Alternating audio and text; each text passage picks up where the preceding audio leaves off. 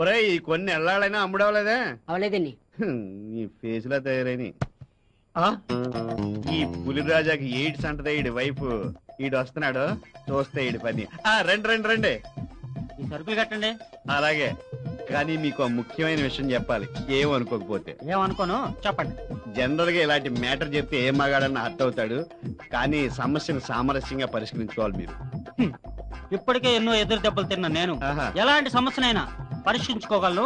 విషయం చెప్పండి. ఓహో, ఈ విషయం మీ ఆవిడికి చెప్పకూడదు. చెప్పను గాని విషయం చెప్పండి. చోటు అవతల నా పనుంది. మొన్న మీరు ఊళ్ళో లేనప్పుడు. ఊళ్ళో లేనప్పుడు మీ ఆవిడ మా షాప్ కు వచ్చి ఈ రోజులు కొన్నది. వారిని ఇంతేరా, ఇంకెలాంటి సంఘటన వినాల్సి వస్తుందేమోనని హడలు చచ్చారు. మన రాష్ట్రంలో ఎక్కడ పడితే అక్కడ ఎయిడ్స్ ఉంది కదా, అందుకని మా ఆవిడను నేనే తప్పకుండా నీరోజు వాడమని చెప్పాను. ముందు మీరు సరుకులు కట్టండి, అవతల నాకు బోల్డ్ పనులు ఉన్నాయి, బయట వస్తా. ఇడు బయట పనిలో తప్ప ఇంట్లో పనిలో వీక్ అన్నమాట. ఈ షాక్ నాకు వస్తే పురుగుల మంది తాగి చేస్తా. అయితే కూల్ డ్రింక్ కూడా తెచ్చుకో, పట్టిస్తా. ఈ సరుకులు సరిత మేడంకి ఇచ్చేస్తా. సరుకులు సరిత మేడం వివాహాలట్టు గానీ షాప్ చూసుకుని వెళ్ళి వస్తాను.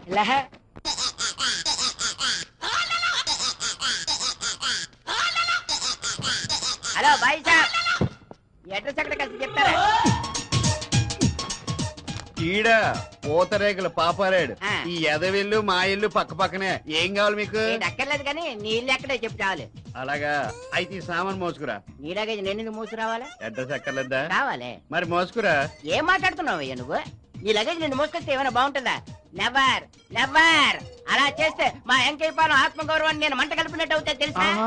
ఇంతకీ ఏమంటావు? మోసుకురానంటావు? చస్తే చస్తే మోసుకురానంతే. చస్తే నువ్వేలా మోసుకొస్తావులే, నిన్నే మోసుకెళ్ళాలి.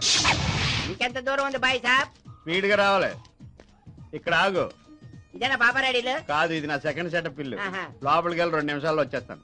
2 నిమిషాలా? 2 నిమిషాల నుంచి 2 గంటలు చేయకు, త్వరగా వచ్చే. చచ్చా, ఈ రొట్టె తింటుండే. అలాగే అలాగే.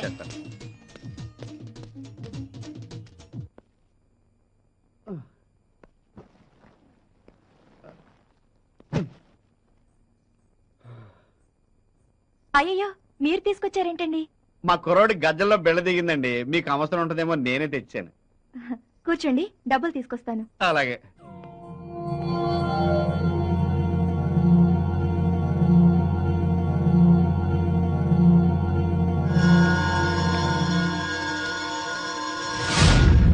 సరిత గారు, ఆ డబ్బులతో సహా ఈ డబ్బులు కూడా మీ దగ్గర వచ్చండి. నేను అవసరం వచ్చినప్పుడు అడుగుతాను, ఉంచండి. అయ్యో వద్దండి, మా ఆయన చూస్తే ఏం చెప్పను? మీ ఇంట్లో వాళ్ళు పంపించారని చెప్పండి. సరేలేండి, మా ఇంట్లో వాళ్ళు 10 పైసలు కూడా పంపే స్థితిలో లేరని మా ఆయనకు తెలుసు. ఇంకా డిస్కషన్ ఎందుకు గాని సరిత గారు, మీకు డబ్బు అవసరం నాకు తెలుసు. ఓ ఫ్రెండ్ గా ఇస్తున్నాను, నన్ను నా డబ్బుని పూర్తిగా వాడుకోండి. సారీ చలపతి గారు, మీరు ఏం ఆశించి నాకు ఈ డబ్బులు ఇస్తున్నారో తెలియదు, కానీ నేను అలాంటి ఆడదాన్ని కాదు. ఓకే సరిత గారు, మీకు ఇష్టం లేకపోతే బలవంత పెట్టను. మీ ఇష్టం అయితే రేపు అలా ఇందిరాగాంధీ పార్క్ వెళ్దామండి. ఎందుకు? అక్కడ పెద్ద పెద్ద పొదలు ఉంటాయి, ఆ పొదల వెనక మనసు విప్పి మాట్లాడుకోవచ్చు. సత్యం సత్యం కాదు, మా ఆయన. ఇప్పుడు ఎలాగండి? సరిత, మా ఇంటి నిండా చుట్టాలున్నారు, చీర మార్చుకోవడానికి కూడా ఇబ్బందిగా ఉంది. మీ ఇంట్లో మార్చుకుందామని వచ్చాను. మీ ఆయన ఇంకా లంచ్కి రాలేదు కదా? ఇంకా లేదండి. అయితే మార్చుకుంటాను. అయ్యో, ఇక్కడే మార్చుకోండి, నాకు సిగ్గు బాబు.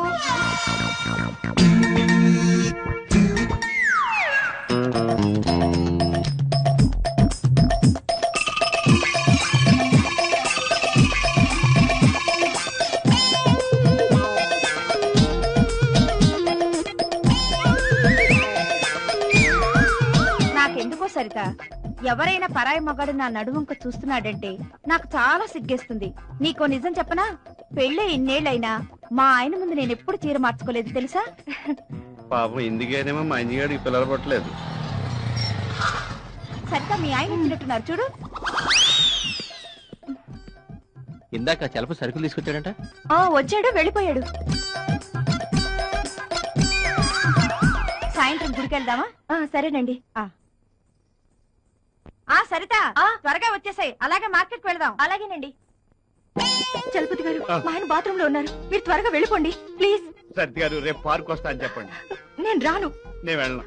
చలపతి గారు ప్లీజ్ వెళ్ళిపోండి ప్లీజ్. సరిత గారు ప్లీజ్ వస్తా అని చెప్పండి. వస్తాను. ప్రామిస్? ప్రామిస్. పక్కా? పక్కా. ప్లీజ్ వెళ్ళండి. అయితే ఉంచండి, నేను వెళ్తాను.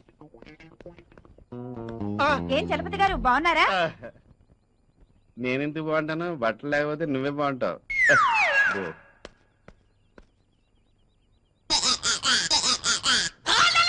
అమ్మ బక్కెదవా, రొట్టె తింటూ ఇక్కడే కూర్చున్నాడు తింగరదవా.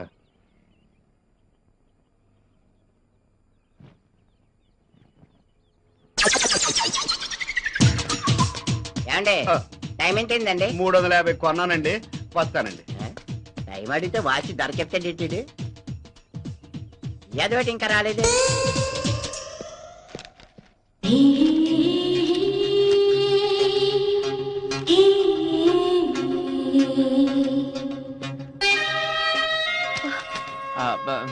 రఘు ఉన్నాడా అండి? కూర్చోండి, పిలుస్తాను.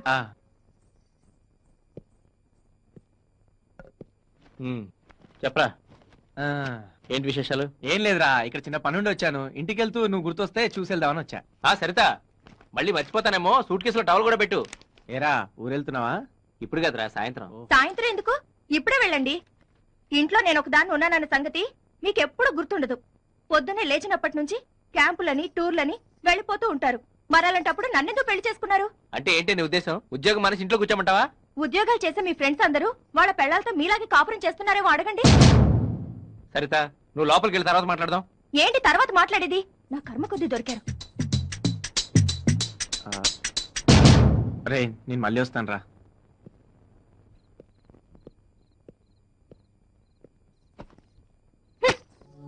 సరిత, ఏయ్,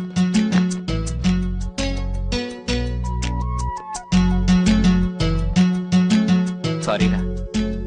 ఇన్నాళ్ళు చనిపోయిన పద్మం తలుచుకుంటూ నిన్ను అస్సలు పట్టించుకోలేదు. ఇంకా పేరు ప్రస్తావన కూడా ఎప్పుడు తీసుకురాను. నీ మీద నువ్వు భోంచేయలేదు కదా? ఏ, ఎందుకు? మీరు నన్ను ప్రేమగా చూసుకోవట్లేదన్న బాధతో ఏమీ తినాలనిపించలేదు. I'm very sorry. ఇక నా సరితను వదిలి నేను ఎక్కడికి పోను.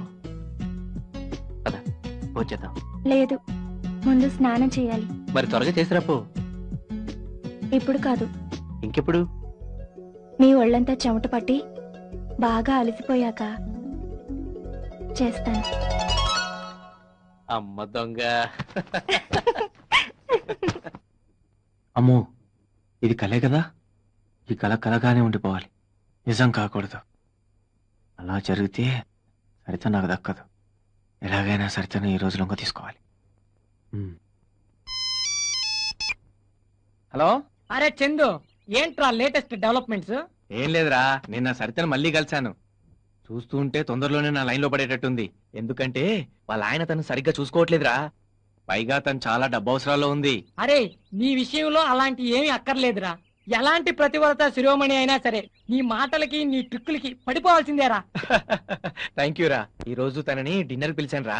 ఎలాగైనా సరే రేయ్, తను వచ్చినట్టుంది, నేను తర్వాత మాట్లాడతాను. Okay okay, best of luck, carry on, enjoy. Chandu అని నాకు ఒక ఫ్రెండ్ ఉండని చెప్పానే, వాడే వీడు. భలే రసికుళ్ళే. ఎలాంటి అమ్మాయినైనా సరే వితిన్ 1 వీక్ లో పటాయించేస్తాడు. నిజమా? నిజమేంటండి, వాడు ఎలాంటి ఆడవాళ్ళను లొంగ తీసుకున్నాడో చెబితే మీరే ఆశ్చర్యపోతారు. వాడు మీ ఇంటికి కూడా వస్తుంటాడా? వాడు నాకు బెస్ట్ ఫ్రెండ్ అండి. రోజుకు ఒక్కసారైనా వస్తుంటాడు. ఏం లేదు, ఇప్పుడు వాడు తన ఫ్రెండ్ పెళ్ళాన్ని ఎవరినో లొంగ తీసుకోవాలని చూస్తున్నాడు. నువ్వు వాడి ఫ్రెండ్వే కదా, రేపు నీ పెళ్ళాన్ని కూడా లొంగ తీసుకోవడానికి గ్యారెంటీ ఏంటి? ఎందుకైనా మంచిది, జాగ్రత్తగా ఉండు.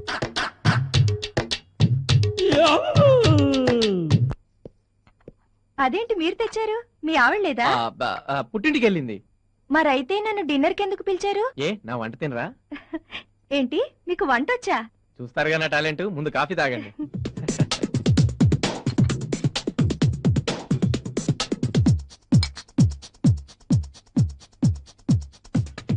సరిత గారు,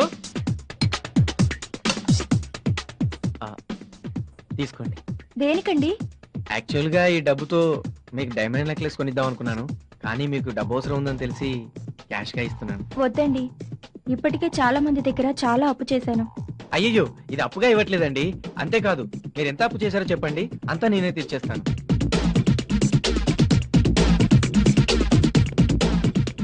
ఏమైందండి?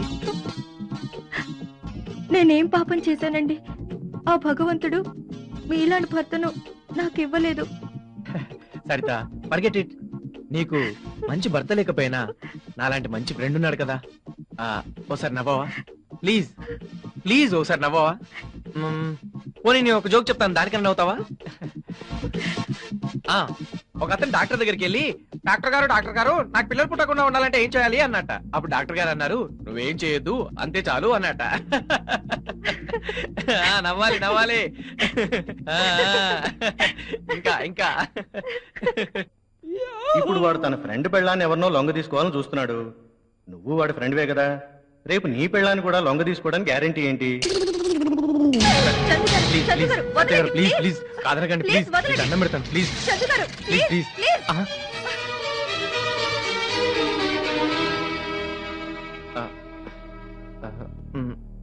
సరిత గారు, నేనంటే మీకు ఇష్టం లేదా?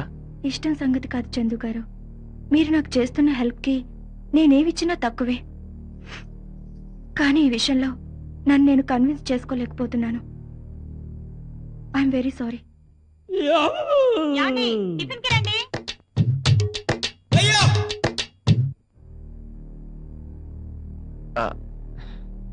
సారీ సరిత గారు, మిమ్మల్ని చాలా ఇబ్బంది పెట్టాను. I'm very sorry. చందు గారు, సారీ చెప్పడానికి మీరేం తప్పు చేశారు? మీరంటే నాకు ఇష్టమే. In fact I also love you. మీరంటే ఇష్టం లేకపోతే మీ ఆవిడ పుట్టింటికి వెళ్ళిందని మీరు చెప్పగానే వెళ్ళిపోయి ఉండేదాన్ని. కానీ తప్పు చేస్తున్నాననే భయంతో ధైర్యం చేయలేకపోతున్నాను. ఓకే సరిత, నీకు ఇష్టం లేకపోతే నేను బలవంత పెట్టను. నీకు ఇష్టమైన రోజున నీ అంతటి నువ్వు అడిగితే తప్ప ఆ ప్రస్తావాన్ని తీసుకురాను.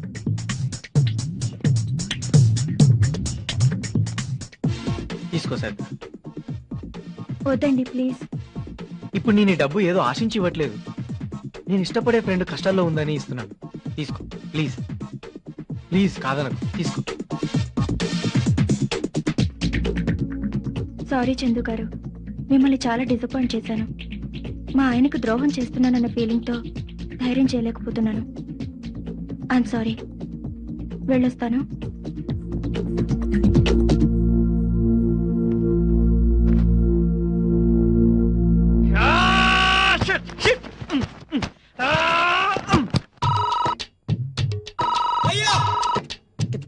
అరే ఇలారా, చందుగాడైతే నేను లేనని చెప్పు.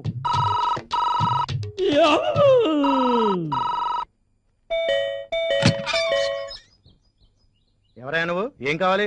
ఏటక్కర్లేదు కానీ ఈ అడ్రస్ ఎక్కడ కాస్త చెప్పరా. ఎవడరా నువ్వు? కాలనీలో రోడ్ల మీద అంతమందిని పెట్టుకుని ఇంటికి వచ్చి కాలింగ్ బెల్ కొట్టి మరీ అడ్రస్ అడుగుతావా?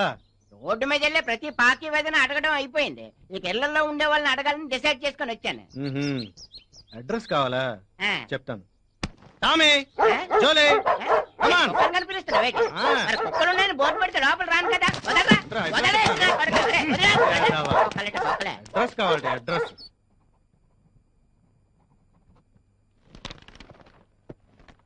అందరికీ నువ్వే అప్పులిస్తుండేవాడు కదా, ఇప్పుడేంటి తెగ అప్పులు చేస్తున్నావు? ఏం చేయమంటారు రత్నం గారు, మా నాన్నగారికి ఆరోగ్యం బాగాలేదు. పాపం హోల్లో హార్ట్ పడిందంట. అదే హార్ట్ లో హోల్ పడిందంట. డాక్టర్లు ఆ టెస్ట్లని ఈ టెస్ట్లని నన్ను దోచేస్తున్నారండి. నిజంగా నువ్వు గ్రేట్ నాగరాజు, వడ్డీకి డబ్బులు తెచ్చి మరీ మీ నాన్న ఆరోగ్యం చూపిస్తున్నావు. ఎంతైనా కన్న తండ్రి కదా రత్నం. అది సర్లే, వడ్డీ మాత్రం ప్రతి నెల 3వ తేదీ కల్లా ఇచ్చేయాలి.